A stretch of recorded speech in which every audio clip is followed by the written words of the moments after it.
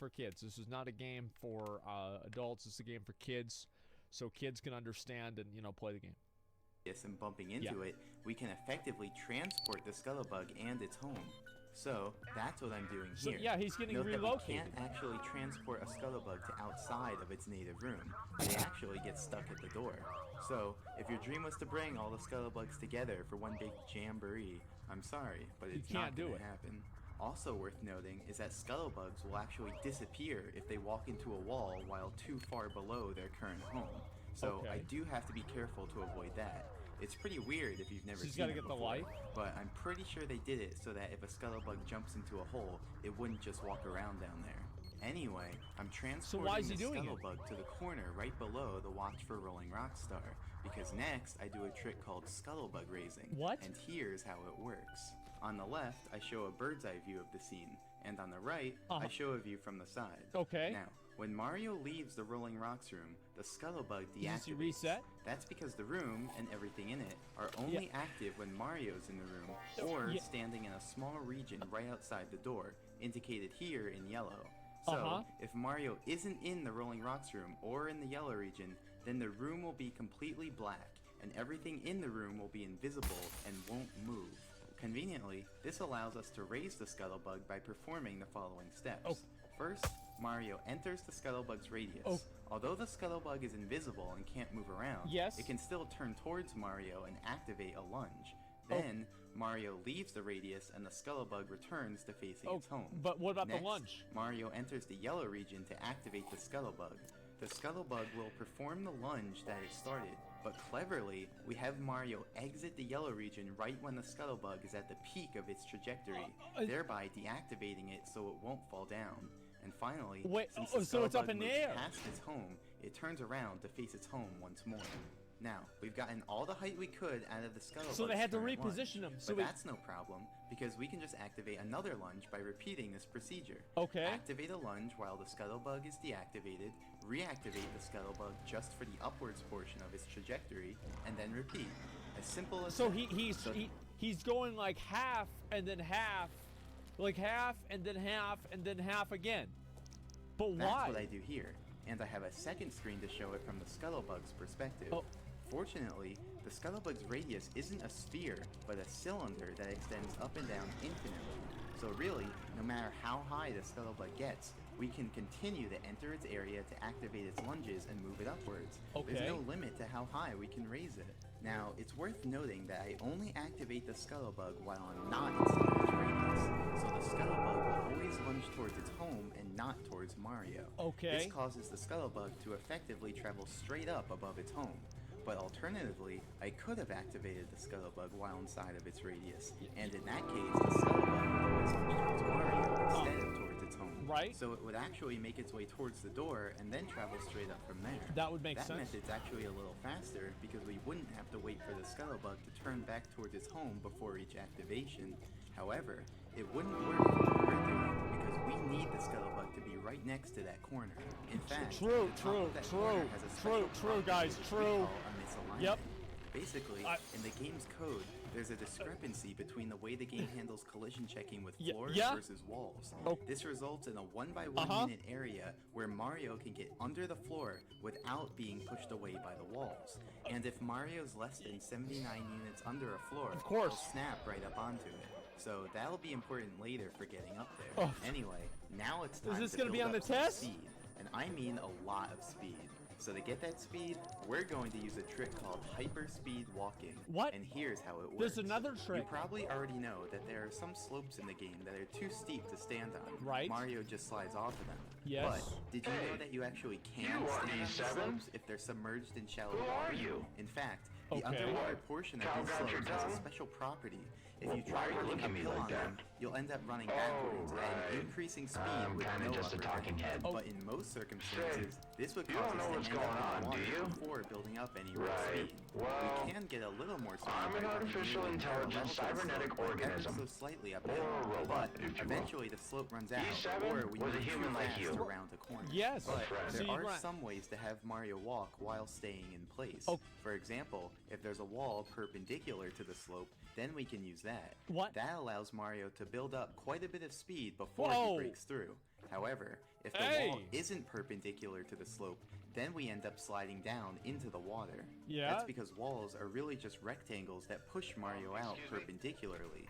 Yeah, So, I if knew Mario that. moves into Yeah, of a course. wall at an angle, the game will calculate his intended next Uh-huh. position, then the wall will push that position Yes. out, and then Mario ends up having a net movement along the wall. So ultimately, course. he'll end up moving into the water. So, is all hope lost? Well, no, because is it? Tyler Caney figured out that we could actually make use of the gate. You see, the bottom of the gate is a ceiling, and the game doesn't like putting Mario too close to the area right under a ceiling because it doesn't think he fits. So, if we have Mario move backwards into the ceiling, the game will choose not to move him, so we're free to build up speed in place. But not infinite speed, because we'd end up breaking free if our speed moved past the gate. So what do? We turn to redirect our speed out of bounds. Notice that we now have enough speed so that our intended next position is past the wall and out of bounds. And since the game doesn't like placing Mario out of bounds, it doesn't move him, and instead just lets him stay in place, just like the ceiling. But unlike the ceiling, out of bounds goes on forever, so we can essentially build up as much speed as we want without having to worry about breaking free. So now I do just that. Open the gate, use Alright, the let's see ceiling it. of the gate to build up some speed, So he's and then building speed redirect already? my angle out of bounds to build up the rest. Now, you're probably wondering what I'm going to need all this speed for. After all, I do build up speed for 12 hours. But to answer that, What? we need to talk about parallel universes. And if you thought my other tangents were complicated, just you wait. Okay, so Mario's position is a Bro, this is what a parallel universe. Where are we going? Oh my god. Oh my god, bro, it's a 12-hour trip. What is this? This is a kid's game. What the fuck? We're talking about physics. floating point number, but it's converted to a short when the game uses it to test for collision with floor triangles. Okay. In other words, Mario's position can basically be any decimal number, but it's converted to an integer between negative 32,768 and positive 32,767 inclusive. So, any fractional portion is truncated, and numbers too big or too small are moved into this range using the modulo operator. Graphically, that means that the position used for floor detection is always inside of this box. So if Mario's in that box, then his actual position and the position used for floor detection are the same, albeit maybe off by a single fraction due to the truncation. But if Mario leaves that box, then his actual position and the position used for floor detection will separate, since the position used for floor detection will just loop back around to remain in the original box. So now I ask you this. Here's the course. So if Mario is standing way over here where there's no land, but the position used for floor detection is on land, can he stand over here? Yes. The answer is yes. As far as the game sees it, Mario is in fact above land over here because the game actually checks for land over here. So, for all intents and purposes, there is essentially land over here, a copy of the original map. And this is what we call a parallel universe, or a PU. And this applies to every one of these boxes. Whoa, so there's actually a grid of nearly infinite PUs. Here is a to-scale diagram of the PU grid. Oh my As you can see, what? the PUs are actually pretty far apart, but I'll be taking some creative liberties and drawing them closer together for the sake of clearer visuals. Now, PUs aren't as glamorous as you might think. The graphics are only found on the original map, so the PUs are completely invisible. So- Furthermore, PUs have no objects, like elevators or item blocks, So he has to- no enemies, no items, like coins or stars, and not even any walls. So really, it's pretty barren. Furthermore, the N64 console will actually crash if you go to a PU and let the camera follow you, but luckily, we can avoid that crash by fixing the camera in place on the original map before leaving it.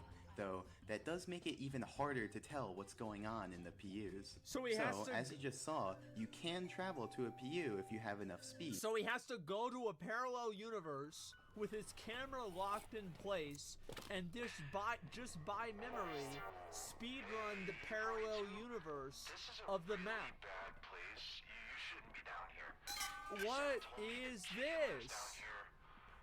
But it's not as Naturally. simple Yes, as you it's might inevitable. think. If you have just enough speed to reach the PU one over, it won't actually work. That's because the game actually checks if Mario is above land at each quarter step of his movement. That means the simplest PU movement is moving over 4 PUs at once. That way, each quarter step is above land and therefore valid. So he has For to- simplicity, we So he's walking over four different. Oh my!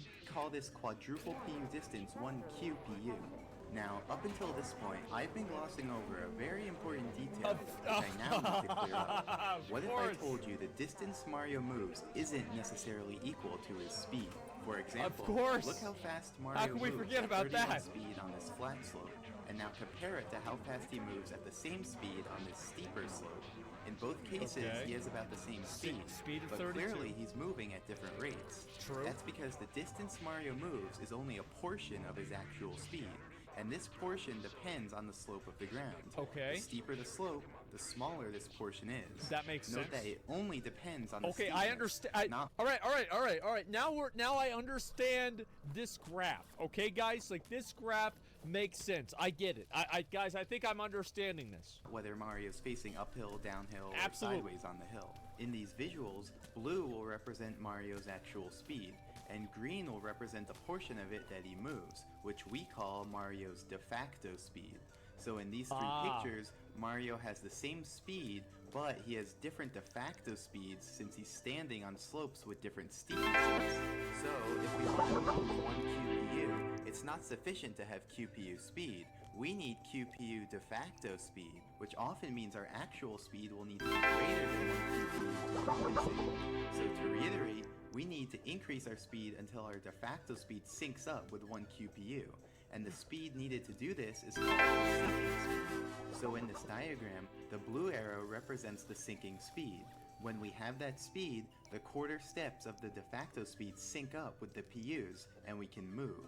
Now, what I'm showing here is just the lowest, or first sinking speed, aka the speed to move exactly 1 QPU. Uh-huh. If we increase our speed, eventually our de facto speed would sync up again when it covers a distance of 2 QPU, and so we'd be able to move at that speed, which is 2 times as fast as before.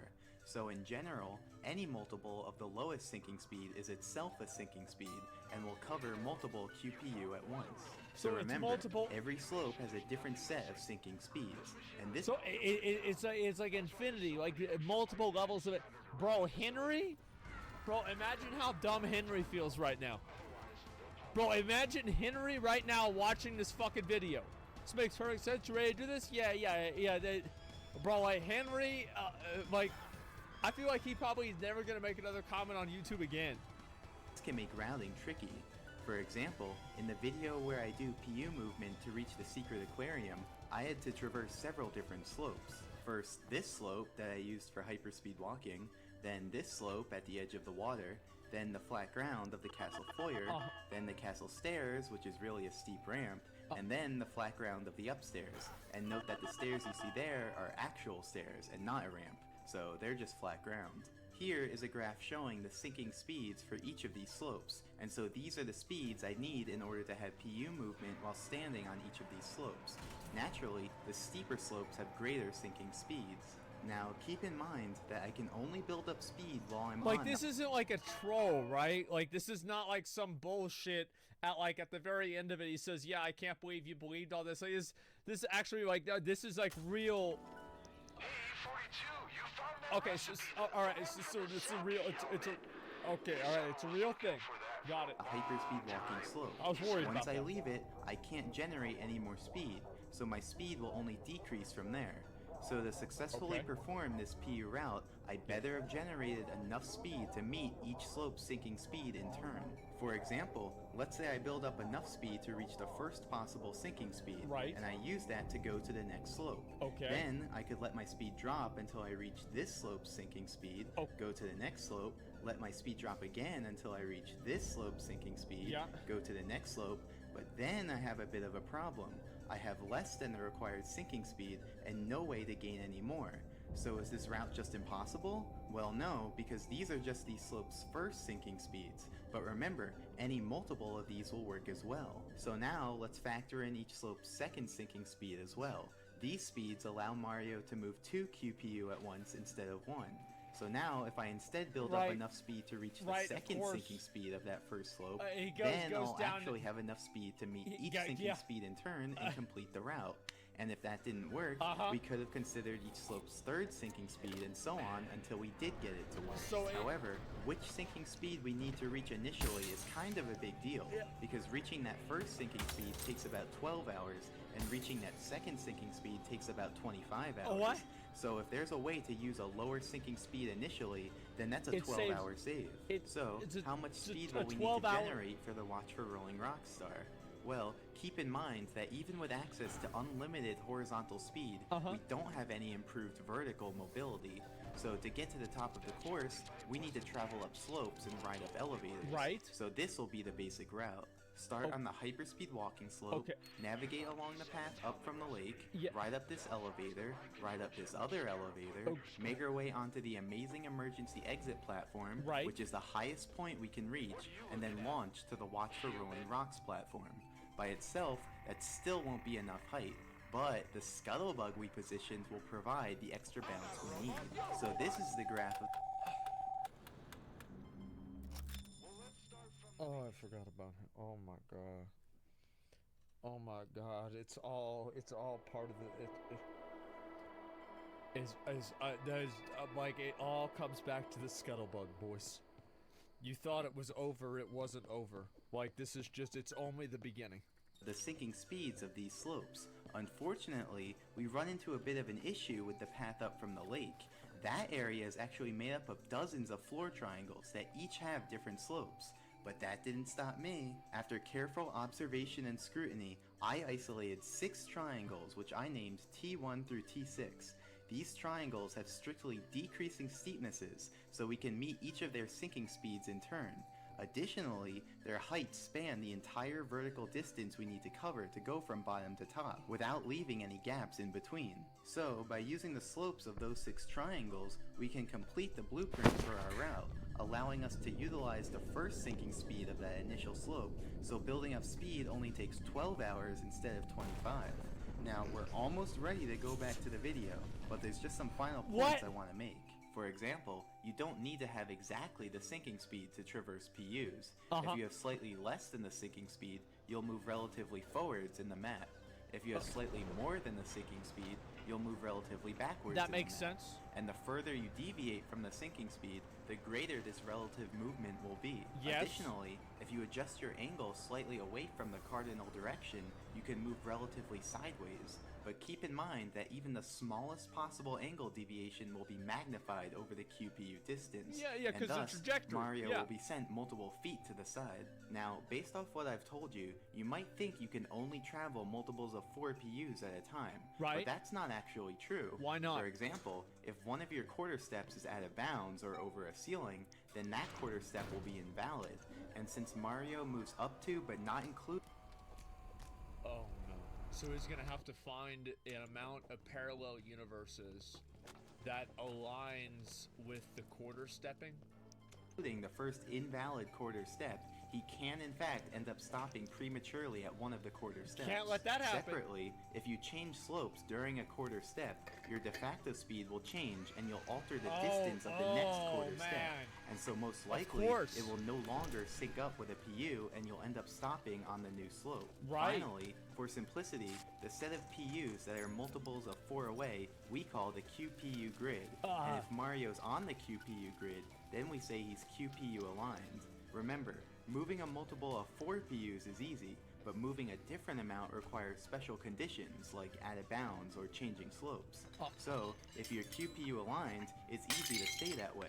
And if you're QPU misaligned, it's easy to stay that way as well. Now, if you become QPU misaligned, you'll need to correct that in order to return to the main map.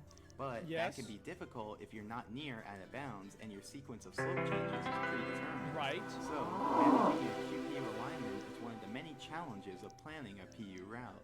Okay, so now we're finally ready to resume the main video and watch the PU movement. Okay. Just kidding. First, I need to explain what these screens are. These extra screens will help you follow along during the PU movement. The standard view is just the view that the game shows, but since I fixed the camera on the main map to prevent the game from crashing, this screen won't tell you very much. Right. The relative view shows where I am in each PU.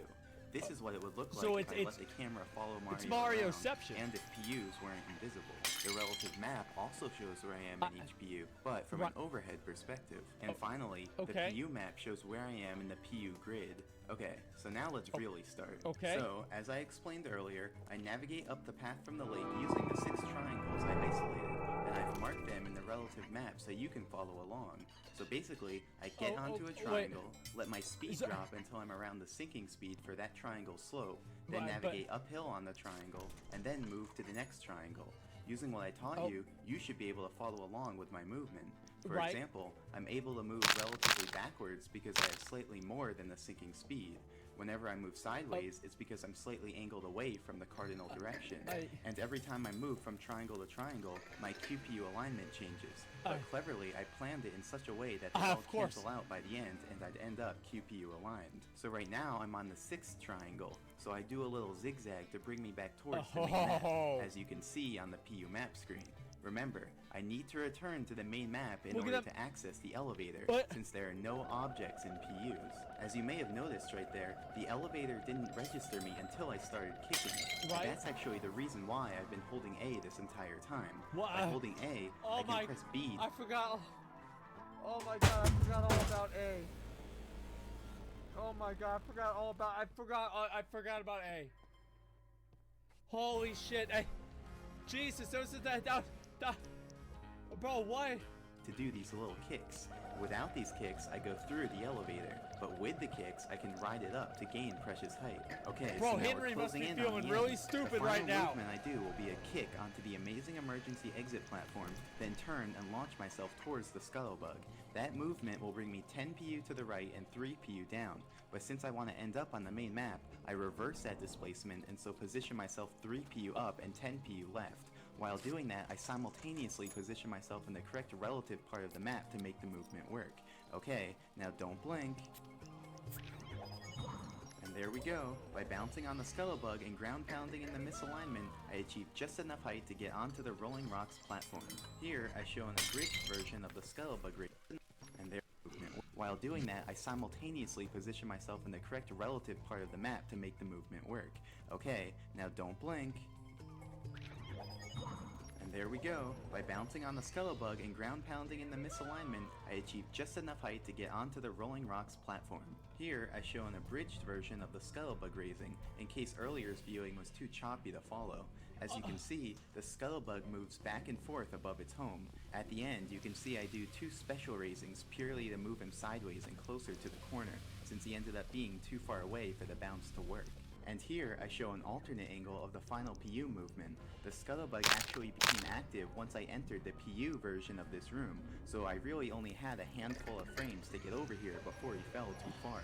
And there you have it. Watch for Rolling Rocks done in 0.5 A-presses. Man, I did not expect this video to become 25 minutes long when I started commentating, but I guess there was just that much to explain. Hopefully, you were able to follow along with my explanations and visuals, learn something new, and had an enjoyable experience. So, thanks for watching. I gotta lay down. Guys, I gotta lay down. Like, I gotta lay down. I gotta do something. Like, I just, like, what the fuck? Like, how does this even happen? Like, how does anybody figure this shit out? How does anybody even know this? Like, what the fuck? This is insane, man. This is absolutely fucking insane. I don't even know what to say. This is crazy. Bro, Henry, like, has anybody ever been owned as much as Henry did in this video? Like, has it ever even happened? Like, I don't even know. An A-press. Like, I don't even know if this is possible to happen. I have no idea if this is even possible for it to happen. Like, how could a person like this ever get owned? Like, nobody can ever be owned this way ever again. There's too much. Where, like, whenever I was confused, I did select world music and I would play. I legitimately believe it's one of the greatest videos on YouTube. TJ Henry has been awfully quiet ever since this dropped. Show your friends this whenever they're high. Revolutionized with a virtual multiverse because you don't want to let go of a button. Henry just wanted to have an opinion, and that's what you get. That's what you fucking get. If you want to have an opinion, that's what you fucking get. Yeah, Henry got obliterated in every single parallel universe that Mario has ever had. Okay, you understand that? Like, every single parallel universe Henry is owned in. There is no parallel universe that Henry is not owned in. Like, that's it. He's done. He's finished. He's completed. Like, it's over. Like, he's obliterated in all universes. Owned in, yes, owned throughout the entire multiverse. Somebody please check on Henry. I'll link you guys this video if you need to watch it again and, you know, make sure that you didn't miss anything. Okay, I know, you know, there's a lot to go through with this. So it might have been easy for you to miss